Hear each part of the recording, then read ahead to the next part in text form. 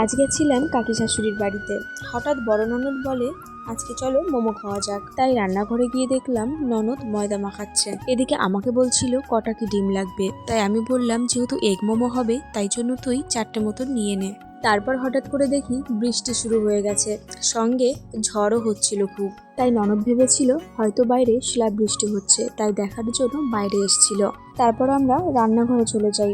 এদিকে রান্নাঘরে এসে বড় ননদ আবারও ময়দাটা মাখাচ্ছিল। তারপর ময়দা মাখা হয়ে গেলে একটু তেল দিয়ে কিছুক্ষণের জন্য ঢেকে রেখেছিল। এদিকে আমিও তাড়াতাড়ি করে পেঁয়াজগুলোকে কেটে নিচ্ছিলাম, আর বাইরে এত সুন্দর বৃষ্টি হচ্ছিল।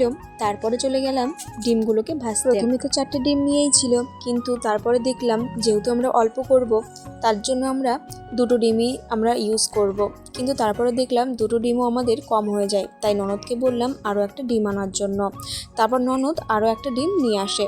আজকে হঠাৎ করে এই প্ল্যানটা হওয়ার কারণ, কাকা কাকিমা কেউই বাড়িতে ছিল না, গেছিল একটা অনুষ্ঠান বাড়িতে। ননদেরও যাওয়ার কথা ছিল, তবে ওর টিউশনে থাকায় ও যায়নি। কিন্তু বৃষ্টি হওয়ার কারণে টিউশনেতেও যেতে পারেনি।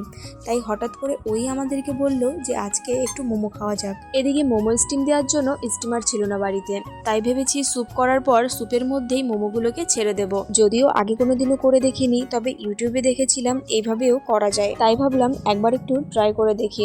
তারপর বেশ কটা মোমো রেডি হওয়ার পর স্যুপের মধ্যে এক একটা করে ছেড়ে দিচ্ছিলাম। তারপর লাস্ট একটা মোমো করেছিলাম, যেটা আমার পছন্দের। সবকিছুই ঠিকঠাক যাচ্ছিল, তবে স্যুপের মধ্যে যখন আমি কর্নফ্লাওয়ারটা অ্যাড করি তারপরেই গাঢ় হওয়ার কারণে মোমোগুলো 2-1টা ভেঙেও যাচ্ছিল। এদিকে মোমো রেডি হয়ে গেলে সঙ্গে একটু পুদিনা চাটনি দিয়ে খাওয়া দাওয়া করে চলে গেলাম বাড়ির দিকে। এদিকে ননদও বলছিল আমার সঙ্গে আমাদের বাড়িতে যাবে, তাই আমরা দুজনে